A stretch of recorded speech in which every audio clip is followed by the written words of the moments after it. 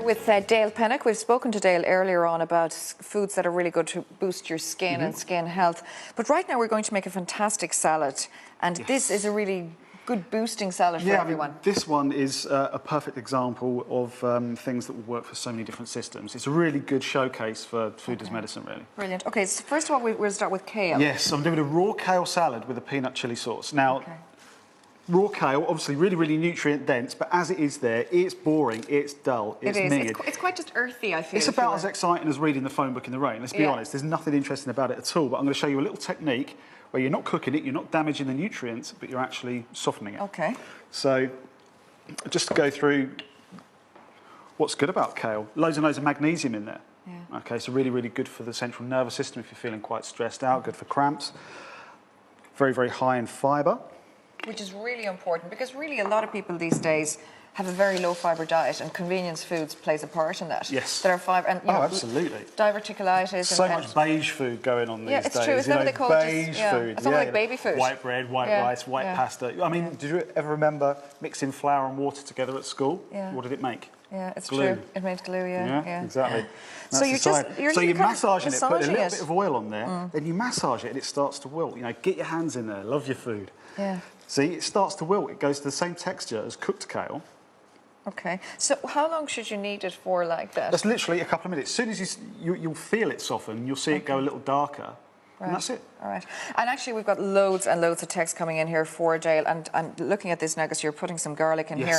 I just got it in here. Lillian via text, she said, I have a really bad flu. Is there any food I can eat to help clear congestion and boost my immune system? I immediately thought of garlic as an immune booster. Garlic is dynamite. The oils in there, those really strong smelling oils, the things that stay on your breath for hours, they can only be removed via the body. Yeah. From the body via one route and one route alone. And that is through the breath. As we breathe those oils out, can actually kill off bugs and viruses that are sitting within the respiratory tract. But what about that horrible smelly breath stuff? Do you have to go through that? Hey, you know what? I'd rather smell and be healthy. How about you? What about garlic supplements? I mean, how close do they come to the real thing? Depends. The odourless ones aren't going to have that benefit because you actually need those strong smelling oils. Okay. Also very good for the cardiovascular system. There's something in there called aoene that actually works as an anticoagulant. So it regulates the rate and extent to which blood clots. A lot of people actually use it for cardiovascular health. And do you have to have garlic? Is it better to eat garlic raw, or is it better to eat garlic cooked? It depends on the situation, really. I mean, raw garlic is pretty potent stuff. So if you're quite sensitive to spicy foods, you might find it a little bit hard to tolerate. But either or, as long as it's not sort of completely incinerated, it's fine. Now, of course, I'm looking at a chili there. Chili. Now, this is an amazing decongestant. You ever eaten anything really spicy and your nose starts to run?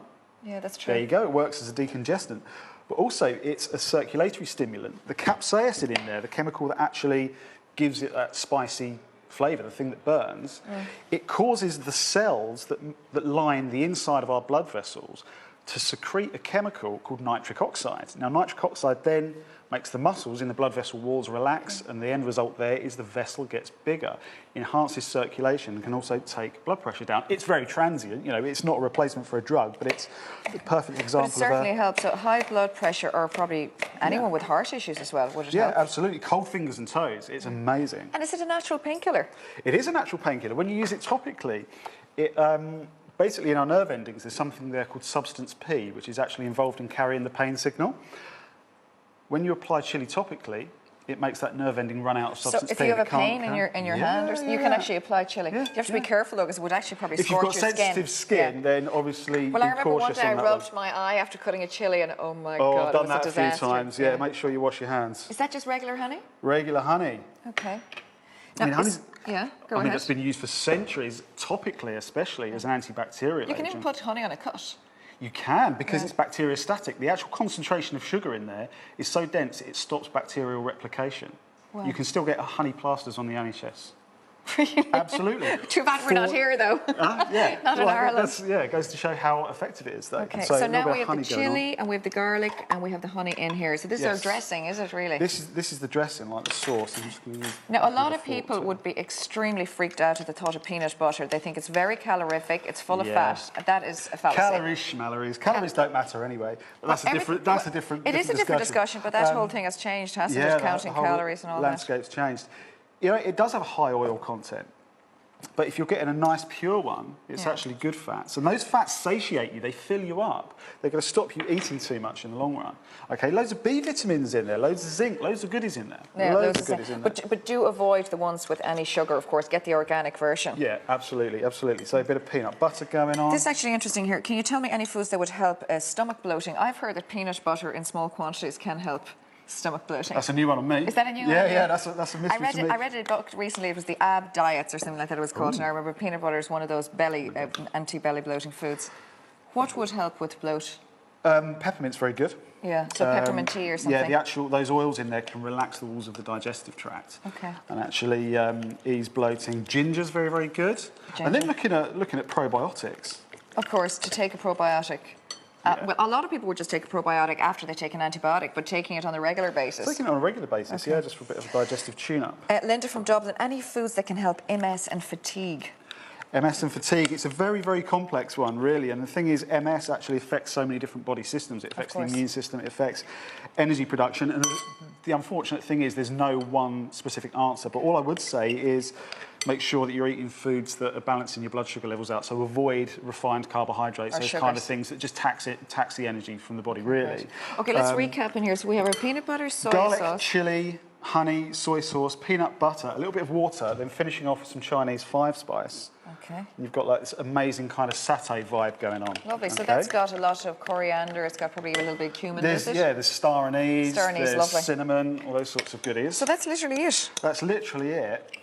And I guarantee, I know this sounds like a really, really weird combination, but this recipe has had the most hardcore vegetable-dodging teenagers coming back for like second and thirds. That's how good it is. Oh, absolutely. Actually, this is your new book, Dale, and it is The Medicinal Chef and it's book number 3, but it looks like a regular cookbook. But what I like about it is that you've actually colour-coded it to different ailments and what the different foods it represents, or what foods you should actually eat for different conditions. For example, joints and bones. Yeah.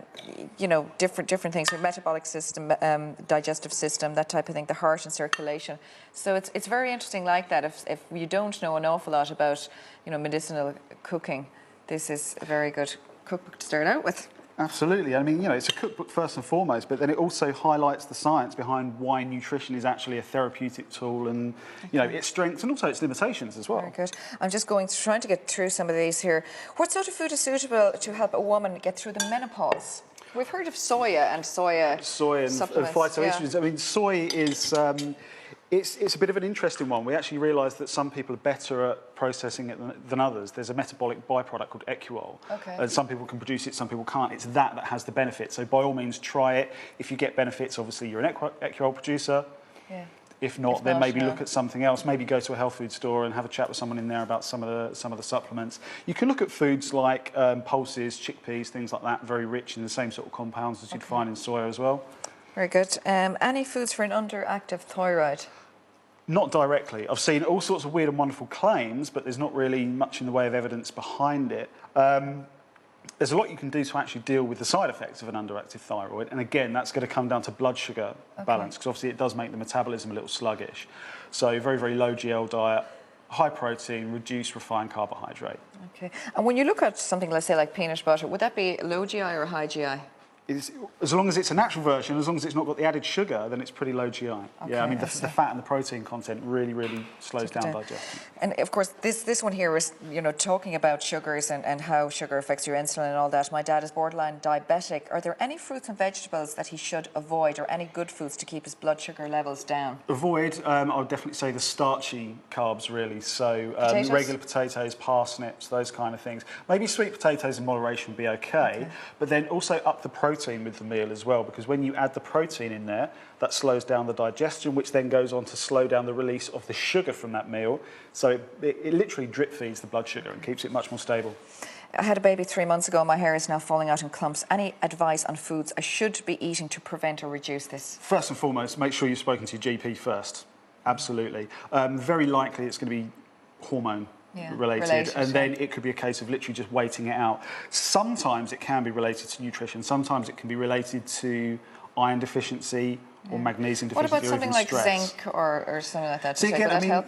yeah, I would go to the GP first just to see what's going on with the hormones. But if it's nothing to do with your hormones, then I would try iron and magnesium first, just like Iron and a good magnesium. multi. And remind us again, magnesium is in something we talked about earlier So on. green vegetables. If it's green, it's got magnesium in it. Okay, if it's green, it's got magnesium. Because chlorophyll, the chlorophyll that makes plants green, very similar to our own hemoglobin in structure. On our hemoglobin, we've got iron bound to it. Chlorophyll has got magnesium bound to it. How's that? It's gorgeous. It's really Unbelievable, something like a isn't it? Chinese type of a Exactly. sachet and the peanuts and the chili. Yeah. Ooh, what a kick! Face value, you're like, okay, raw kale, Do you know what I'd run peanut from butter, that normally? he's mental. But it works. This is good, believe me. Even Dahi now, I know I could tempt him with this.